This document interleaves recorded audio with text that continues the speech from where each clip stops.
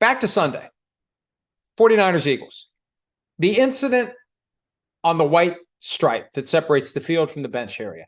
Big Dom Disandro, the head of security for the Eagles, steps into the white stripe to separate DeVonta Smith from 49ers linebacker Dre Greenlaw. Puts his hands on Greenlaw, pushes him away. Greenlaw throws a punch that Peter King aptly described as Greenlaw trying to apply shaving cream to the face of Dom Disandro. Greenlaw is ejected, even though the punch barely grazed his face, and then Disandro was ejected. We're waiting to see what the NFL does about it. One high-level source with a different team told me today, whatever it is, they're going to try to keep it quiet. Whatever it is, they're not going to make an announcement about what they did. And it may be at the end of the day, the Eagles are the ones that disciplined Disandro, so it looks like the Eagles have their act together. And I'm not saying he should be disciplined, but I know that there are others in the league who believe that this can't stand, that this is something that can't happen, that you can't create in an inadvertent roundabout way any sort of incentive to have non-players instigate with players in the hopes that maybe somebody comes over and punches someone in the face. We'll gladly trade having our non-player ejected for having your player ejected. We'll gladly do that. Not that's what the Eagles did. I'm not saying it's what the Eagles did. My point is what happened and the way it was received and the way people responded to it and reacted to it. I think that's the obvious takeaway. We could use this to our advantage. We'll gladly give up our head of security for an all-pro linebacker.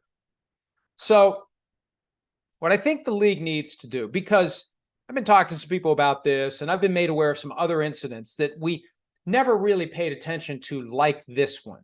It didn't bubble up out of game of the year with that atmosphere of hostility that already existed between the 49ers and the Eagles dating back to the NFC Championship game and the big talking and, you know, the incident before the game where the players were mixing together and it just had an extra layer of acrimony to it.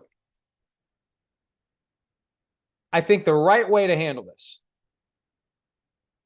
is to not punish the Eagles, not punish Disandro, but at the same time, send a clear statement that's given to the media, a warning for everyone.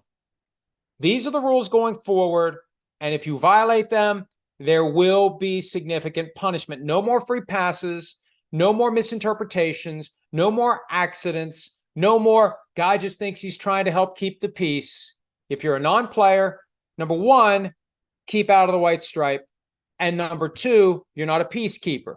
You're not there to lay hands on anybody. If you lay hands on a player, you're ejected, and there will be further disciplinary action up to and including termination of employment. Not that they should, but you at least make it clear that that is known to everyone as a potential risk and that everyone is aware that these are the rules going forward. That's how the Bountygate scandal should have been handled from 2012. That's what former Commissioner Paul Tagliabue said when he struck down the commissioner's effort to suspend the various Saints players.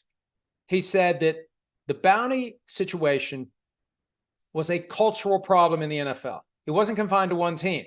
What the league decided to do was take one team and make an example out of that team as a way to scare everyone else straight. Tagliabue said, here's the better way to do it. This is what Pete Rozelle did with steroids. You don't just pick one team and say, you're on double secret probation, or this guy's suspended, that guy's suspended, you're losing your first round pick, whatever. You just say, look, we don't care about what happened. We care, but we're not going to obsess over what happened in the past. We're looking forward. And looking forward, here are the rules. And if you violate them, there's going to be hell to pay. That's the right way to handle this. After I've had a few days to think about it, talk about it, understand that there have been other similar incidents. There was something with, I have it here somewhere. Ronnie Harrison of the Browns, Greg Lewis of the Chiefs. If you remember that a couple of years ago along the sidelines, there was some pushing and shoving. Quay Walker had an issue with a Bills trainer. There's some others that I want to get some more information on, but this isn't the first time this has happened. It's just the first time it was a really big deal. You know, he's a big, gregarious guy. He injected himself into what is the official's job to keep players apart to prevent an altercation. So I think whatever happens needs to be, if there is any punishment, minimal. I think what the league needs to do, more importantly, is focus on going forward. These are the rules. This is how this is going to be handled. And if you run afoul, any team, anyone, any person, if you break these rules, there will be significant discipline.